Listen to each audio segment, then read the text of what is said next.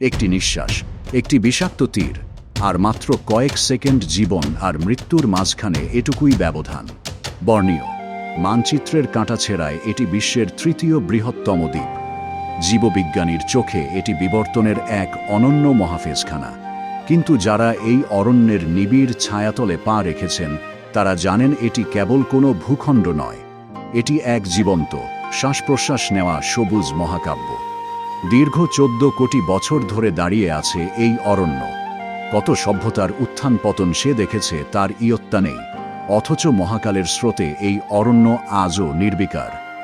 এই পান্না সবুজ দুর্গের গহীনে বাস করে এমন এক জাতি, যাদের হৃদস্পন্দন প্রকৃতির ছন্দের সাথে এক সুরে বাঁধা। এরাই পেনান। একসময়ের যাযাবর এই মানুষগুলো অরণ্য হৃদয়ের অপ্রতিদ্বন্দ্বী সম্রাট। আধুনিক বিশ্ব যখন ডিজিটাল ভবিষ্যতের নেশায় মত্ত, পেনানরা তখনও পথ চেনে বৃষ্টির সোদা গন্ধ আর তীরের অব্যর্থ লক্ষ্য দেখে। আজ আমরা প্রবেশ করতে যাচ্ছি বর্নিওর সেই নিষিদ্ধ গহীনে, যেখানে পৃথিবীর শেষ ব্লো পাইপ শিকারীরা আজও লড়ে যাচ্ছে তাদের অস্তিত্বের জন্য। পেনানদের কাছে পৌঁছানোটা কেবল মাইলের দূরত্ব নয়, বরং এক চরম ধৈর্যের পরীক্ষা। সারাউকের এই গভীর অরণ্যে কোনো রাজপথ নেই, নেই কোনো সুনির্দিষ্ট মানচিত্র। আমাদের যাত্রা শুরু হয় আদিম নদীগুলোর বুক চিরে, যেখানে প্রতিটি বাঁকে লুকিয়ে আছে এক নতুন রহস্য। দিনের পর দিন নৌকায় যাতায়াত আর হাঁটু সমান কাদার মধ্য দিয়ে ট্রেকিং, যে কাদা আপনার বুট জুতোকে টেনে ধরে রাখতে চায়। এই বন আপনাকে প্রতি মুহূর্তে পরীক্ষা করবে। আর্দ্রতা, বিষাক্ত পোকামাকড় আর দীর্ঘ পথ চলার ক্লান্তি যখন আপনাকে গ্রাস করতে চাইবে, ঠিক তখনই অরণ্য তার আসল সৌন্দর্য উন্মোচন করবে। উপকূলের থিতু হওয়া আদিবাসীদের মতো পেনানরা এক জায়গায় থমকে নেই। তাদের ইতিহাস মানেই নিরন্তর চলিষ্ণুতা। তারা এই বনের প্রকৃত সন্তান। শত শত বছর ধরে তারা ছোট ছোট পারিবারিক দলে ভাগ হয়ে ঘুরে বেরিয়েছে, বুনো ফলের পরিপক্কতা আর বুনো শূকরের অভিবাসন অনুসরণ করে। তাদের কাছে ঘর মানে কোনো দালান নয়, ঘর মানে পুরো অরণ্য। পরিচয় করিয়ে দিই, ইনি পেং, এই সম্প্রদায়ের একজন প্রাজ্ঞ অভিভাবক। তার মুখের প্রতিটি বলিরেখায় লুকিয়ে আছে এই বনের হাজার বছরের ইতিহাস। অনুবাদকের মাধ্যমে পেং আমাদের যা জানালেন তা আধুনিক মানুষের চিন্তার অতীত। তিনি বললেন, পেনানরা এই জমির মালিক নয়। তাদের ভাষায় মালিকানা বা জমির মালিক বলে কোনো শব্দই নেই। এর বদলে তাদের একটি চমৎকার জীবন দর্শন আছে, যার নাম মোলং। মোলং মানে হলো প্রয়োজনের অতিরিক্ত প্রকৃতি থেকে কখনোই না নেওয়া। আপনি যদি একটি ফলভর্তি গাছ খুঁজে পান, তবে কেবল পরিবারের জন্য সেটুকুই নেবেন, যা যথেষ্ট। বাকিটা তোলা থাকবে বনের পশু পাখি আর ভবিষ্যতের জন্য। এটি পৃথিবীর সাথে মানুষের এক প্রাচীন অলিখিত চুক্তি। তারা বিশ্বাস করে আপনি যদি বনকে সম্মান দেন, তবে বন আপনাকে কখনোই খালি হাতে ফেরাবে না। এই ত্যাগের চেতনা কেবল বনের সাথেই নয়, তাদের নিজেদের সমাজের পড়তে পড়তে মিশে আছে। পেনানরা পৃথিবীর অন্যতম শান্তিকামী জাতি। তাদের সমাজে ঝগড়া বা হিংসার কোনো স্থান নেই। তাদের সংস্কৃতিতে সবচেয়ে বড় পাপ হিসেবে গণ্য করা হয় শিহুনকে, যার সহজ অর্থ হল ভাগ করে নিতে না পারা। একজন শিকারী যদি একটি বড় হরিণ শিকার করে আনে, তবে সে একা তা ভোগ করে না। পুরো গ্রাম মিলে সেই মাংস ভাগ করে নেওয়া হয়। এই গহীন অরণ্যে, যেখানে টিকে থাকাটা এক যুদ্ধের মতো, সেখানে লোভ কেবল চারিত্রিক ত্রুটি নয়, বরং এটি পুরো দলের অস্তিত্বের জন্য এক মরণ ফাঁদ। আপনি যদি একা খেতে চান, তবে এই অরণ্য আপনাকে একাকী করে দেবে। আর একাকী হওয়ার অর্থ হল নিশ্চিত মৃত্যু। এই সামাজিক বন্ধনই তাদের হাজার বছর ধরে টিকিয়ে রেখেছে। টিকে থাকার জন্য শুধু সহমর্মিতা নয়, প্রয়োজন অসামান্য রণকৌশল। পেনানদের প্রধান হাতিয়ার হল কেলেপুট বা ব্লো পাইপ।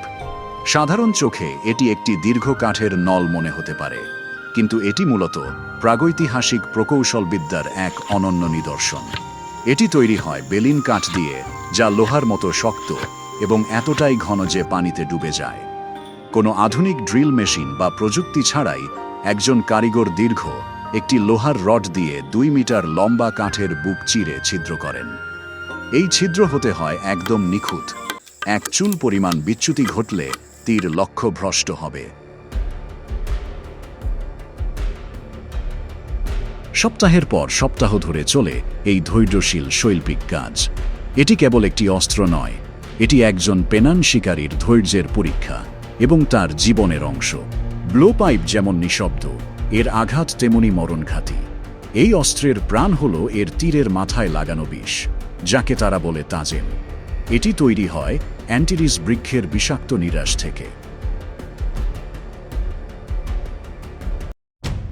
এটি প্রকৃতির অন্যতম শক্তিশালী নিউরোটক্সিন। শিকারের সময় পেনানরা যেন বনের ছায়ায় বিলীন হয়ে যায়। তারা তখন পাখির ডাক আর হাতের ইশারায় কথা বলে। তারা মাটির গন্ধ শুকে বলে দিতে পারে কতক্ষণ আগে এখান দিয়ে কোনো প্রাণী হেঁটে গেছে। যখন শিকারী তার ঠোঁটে ব্লো পাইপ তুলে ধরেন, চারপাশ এক নিথর নিস্তব্ধতায় ডুবে যায়। একটি বুক ভরা শ্বাস, তারপর তীব্র এক ফুঁ, আর মুহূর্তেই বিষাক্ত তীরে বিদ্ধ হয় শিকার। কয়েক মিনিটের মধ্যে বিষ কাজ শুরু করে। মজার বিষয় হল, এই বিষে মৃত পশুর মাংস মানুষের জন্য একদম নিরাপদ। শিকার শেষে তারা অরণ্যের কাছে কৃতজ্ঞতা প্রকাশ করে। কিন্তু এই শান্ত অরণ্য আজ ক্রন্দনরত। গত ৩০ বছর ধরে পেনানরা লড়ছে পৃথিবীর অন্যতম বড় এক পরিবেশগত বিপর্যয়ের বিরুদ্ধে। শিল্পায়ন আর পাম তেলের বাগানের লোভে বর্নিও তার আদিম অরণ্যের বিশাল অংশ হারিয়ে ফেলেছে। যে গাছগুলো ছিল তাদের ওষুধালয়, তাদের মুদি দোকান, সেই গাছগুলো আজ দানবীয় করাতের নিচে কাটা পড়ছে। গাছ কাটা পড়ার ফলে নদীর পানি ঘোলা হয়ে যাচ্ছে, মাছেরা মারা যাচ্ছে। পেং মেগুত আমাদের একটি নতুন রাস্তার ধারে নিয়ে গিয়ে বিষণ্ণ কণ্ঠে বললেন, যখন বন থাকবে না, তখন আপনাদের কোনো ঘর থাকবে না। আর আত্মা চলে গেলে পেনানরাও হারিয়ে যাবে। আধুনিক বিশ্বের এই আগ্রাসন তাদের হাজার বছরের সংস্কৃতিকে বিলীন করে দিচ্ছে। সূর্য যখন অরণ্যের দিগন্তে ডুবে যায়, জঙ্গল তখন এক মোহনীয় রূপ নেয়। আধুনিক বিশ্বের স্মার্টফোন বা সৌরশক্তির অনুপ্রবেশ ঘটলেও পেনানদের প্রাণভোমরা আজও মাটির গভীরে প্রথিত। তাদের নতুন প্রজন্ম আজ দুই জগতের সন্ধিক্ষণে দাঁড়িয়ে। তারা সেই মহান জ্ঞান ভাণ্ডারের শেষ প্রহরী, যা আমরা কেবল বুঝতে শুরু করেছি। বর্নিওতে আমাদের এই যাত্রা হয়তো এখানেই শেষ, কিন্তু পেনানদের জন্য টিকে থাকার লড়াই প্রতি মুহূর্তের। তারা আমাদের মনে করিয়ে দেয়, আমরা এই প্রকৃতির অধিপতি নই, বরং সামান্য অতিথি মাত্র। যদি ব্লো পাইপের এই নিঃশব্দ নিঃশ্বাস কোনোদিন থেমে যায়, তবে মানব সভ্যতার এক অনবদ্য ইতিহাস চিরতরে বিলীন হয়ে যাবে। আজ সময় এসেছে ভাবার, আমরা কি এই বন আর তার সন্তানদের রক্ষা করতে পারব?